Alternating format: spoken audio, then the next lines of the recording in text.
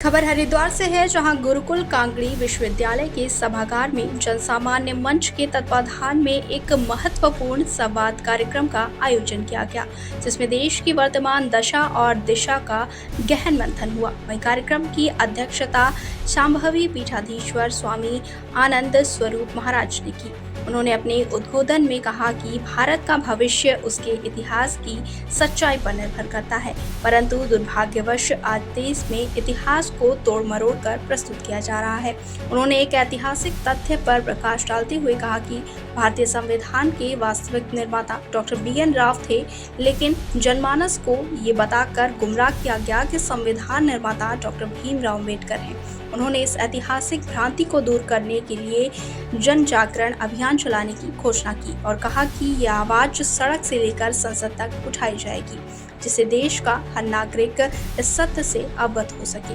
वहीं इस अवसर पर स्वामी आनंद स्वरूप द्वारा लिखित पुस्तक संविधान निर्माता बी.एन. राव का लोकार्पण भी भव्य रूप से संपन्न हुआ।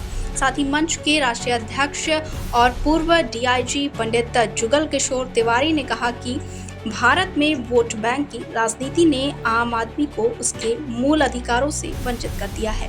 देश में भय और असुरक्षा का माहौल व्याप्त है, जिसे समाप्त करने के उद्देश्य से ही जनसामान्य मंच की स्थापना की गई। साथ ही मंच के राष्ट्रीय संगठन मंत्री जीवनकांत झा ने बताया कि संगठन का प्रथम चरण गंगा, यमुना और नर्मदा क्षेत्र में जनसंवाद स्थापित कर मानव और पर्यावरण के संबंध को पुनर्स्थापित करने का है।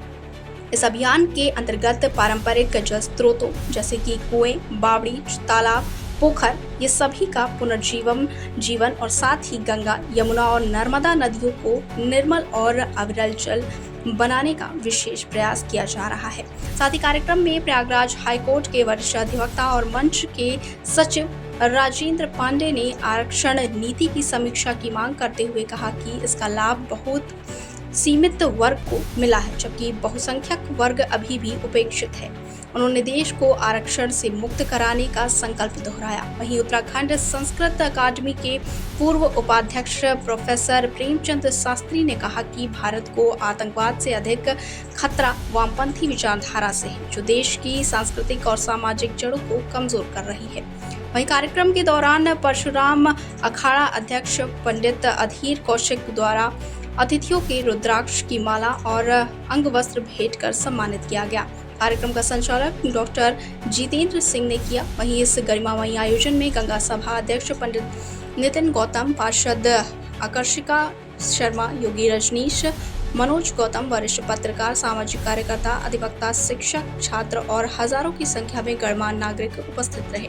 साथ ही ये संवाद कार्यक्रम न केवल देश की सामाजिक और राजनीतिक चेतना को जागृत करने वाला रहा, बल्कि इतिहास में प्रस्तावित अध्यायों को पुनर्जीवित करने का सार्थक प्रयास भी सिद्ध हुआ।